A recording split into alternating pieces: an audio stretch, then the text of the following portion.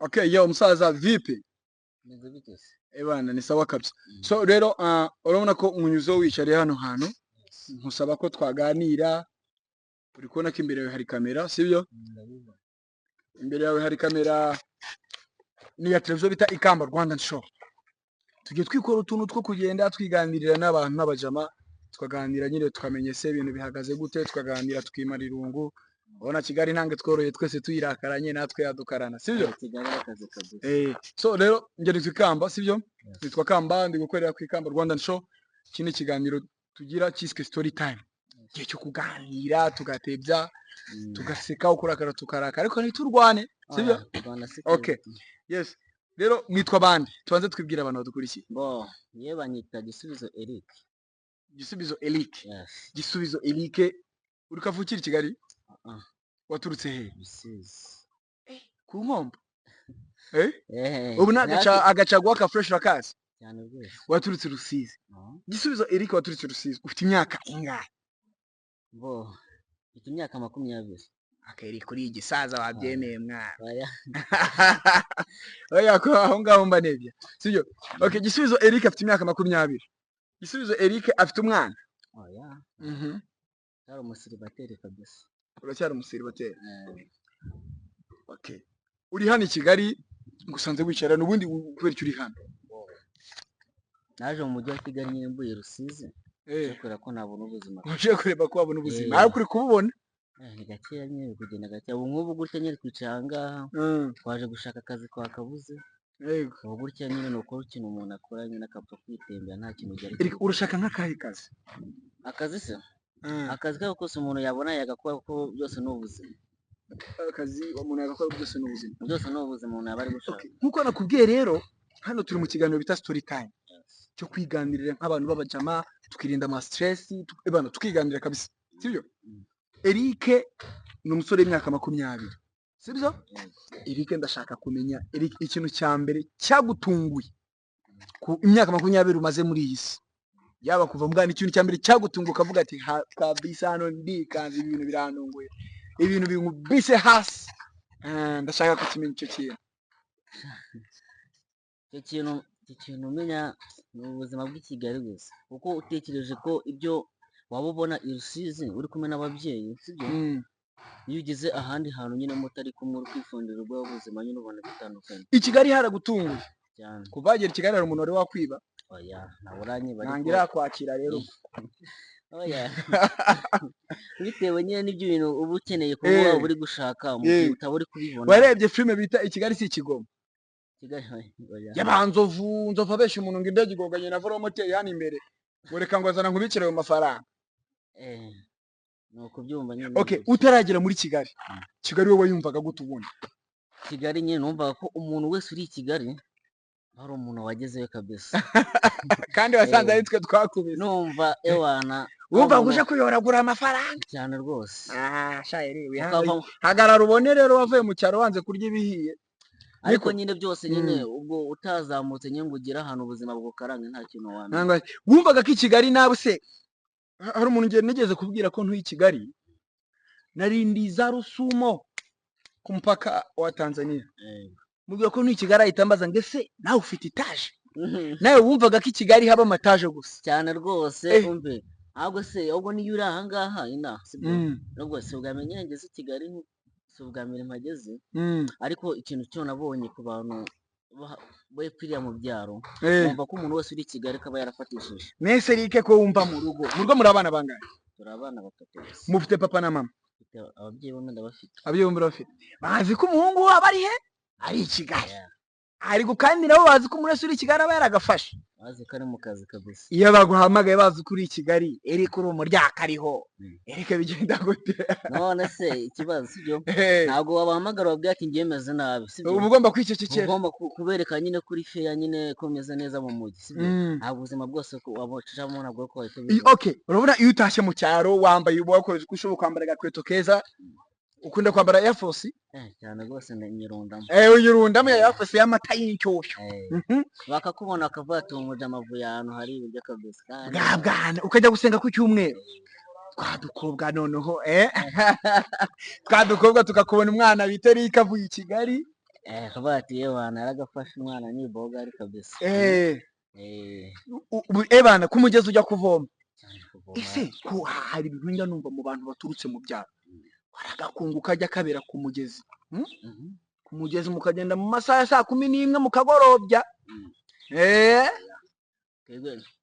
nango wajya kujya kuvoma kuvoma kwa voma eri wakinye saye cyane rwose nayikinye ndi umwana saye wakoreyemo ibikeri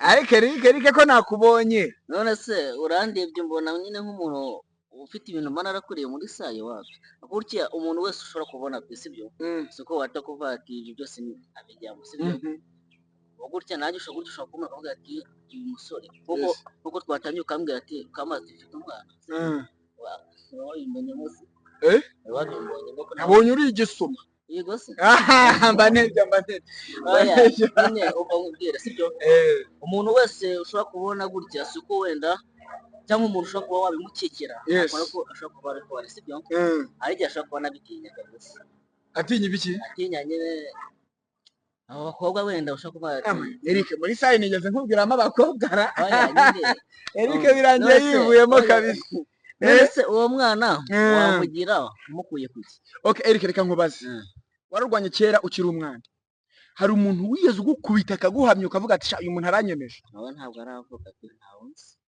ntawe wigeze nkubita ikintu numve ngo ndamuhabutse uzo muntu utaboneye i Rusizi ngiye kugukubitira i Kigali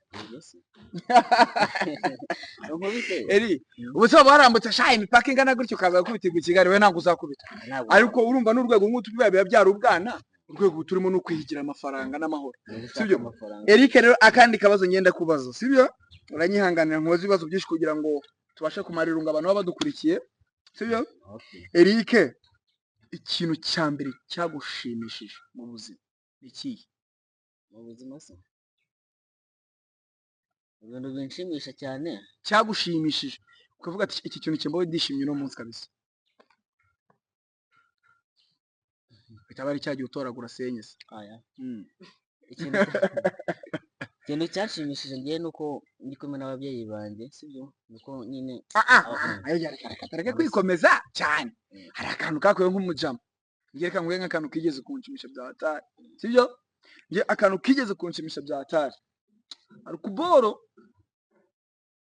nigeze kuva ibyaro naragiye kureba nanjye abakecuru kumwe noneho ngeze i Kigali nsanga nibagiwe amafaranga nayataye sigaranye ibiceri desi ngeze he ndi Nyabugogo ngomba kuva Nyabugogo nkajya Kimironko kandi nta telefone mfite ndi kuyoboza uwo munsi rero ngiye nicaye mu modoka yakira abakomvayeri nicara mu modoka mukomvayeri tuvuga ati tugeze imbere mwishyura binyuma mwishyure nindayaguhari inyuma mu mufuko kundi urumva tugakomeza tugeze nk'abandi yagwandi tugezeyo urumva ngira igipeti mbonye ko nafite nabwandi komvayeri uranyihanganira inkonje mwe tuyibarira ijana nikongo kanamubwiye komvayeri arandeho gato agipetiwe cyakoze yaneye imwe urumva mitangenda urumva ngaho ntango nabangamiwe bya hatari cyo kintu cyaranshimije ngiye nta kantu kakubayeho kagushimishije kabisa ahubwo ngewe bikira aho ngaho ndumva wanyuze mu byiza ndabura w'akantu kagushimishije oya reka mbaze kubwiye nakamabaje ako turakageraho banza ubwiye akantu kamwe kagushimishije kanshimishije se urumva ngiye ikintu cyanshimishije sibyo nuko ibyo bintu nyine bibabaje cyane ngewe nuko bitigeze bingeraho cyane aheri uragora ngewe ufitiye impano se cyane numva nakina comedy wakina comedy okay ugiye gufata mikro urumva wakina comedy zawe zikazamuka ukarebwa cyane ukaba nka bari abande abantu bafatira urugero ni bande Nsabi Nyagiso mbese Nyagiso y'umurebye uvamera nka Nyagiso cyane rwose okay hari abantu benshi badukurikiye harimo abantu baduha ubufasha harimo abantu bakurira bakavuga ati uriya mwana mutuzanire dukinane sibyo kuri ikintu kigiye gutuma none abantu bakubonamo iyo talent ya comedy hariya iyo talent se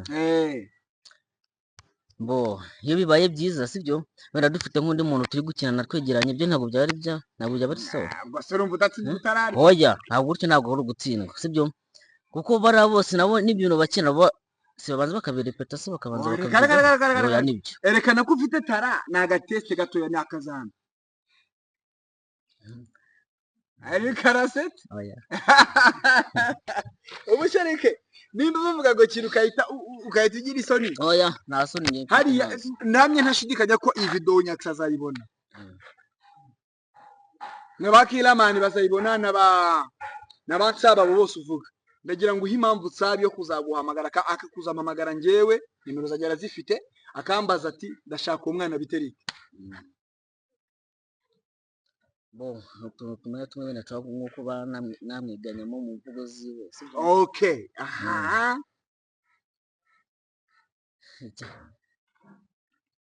ntagire nkavuge se bose nta kibazo. Reba muri kamera uri kuza Nsabi.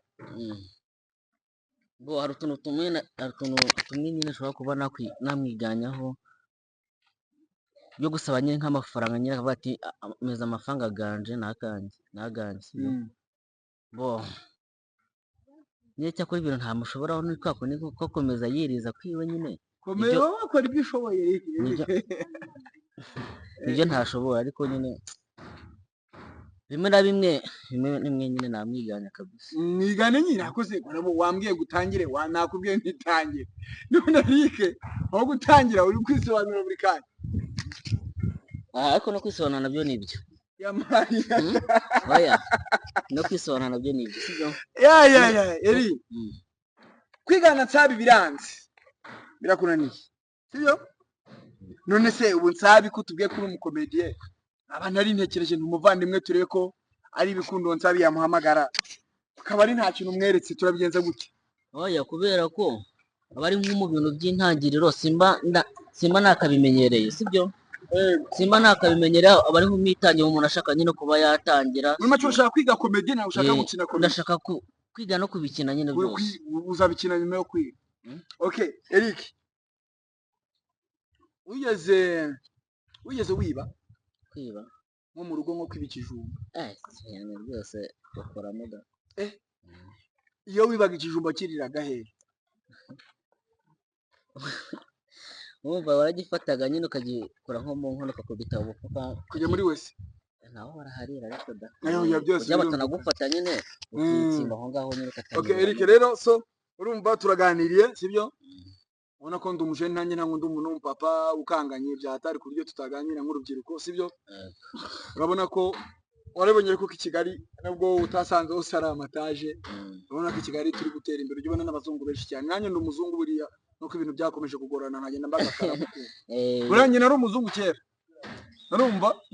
So Eric turagushimiye kubw'ikiganiro cyiza uduhaye kaba wemeye ko tumarana aka kanya tukamarirunga abavandimwe bacu sibyo. Ariko nimba ufite impano ugomba gukurikirana kandi ukabona no uri update umuntu akubwira ngo makapero uhita umukubita akana kahita avuga ati umwana ndamujyana sibyo. Ibyiza mwatwaye nimero zacu sibyo. Nako turaza tubona aho turazifite nimero zanyu twebwe tugiye kugenda tubyiteho sibyo. Twe tuzata tubahamagara asigaye ibitarasobanuka tubisobanure neza. Bana kabisa Eric shout out peperera abantu hariya bari kureba ikamba Rwanda nisho bari gukora ikiganiro story time ubundi twebwe twigendere. See you. Yeah. Yakoze cyane ubwo ni mu njya kugikenera muzadukumira kabisa. Sawa.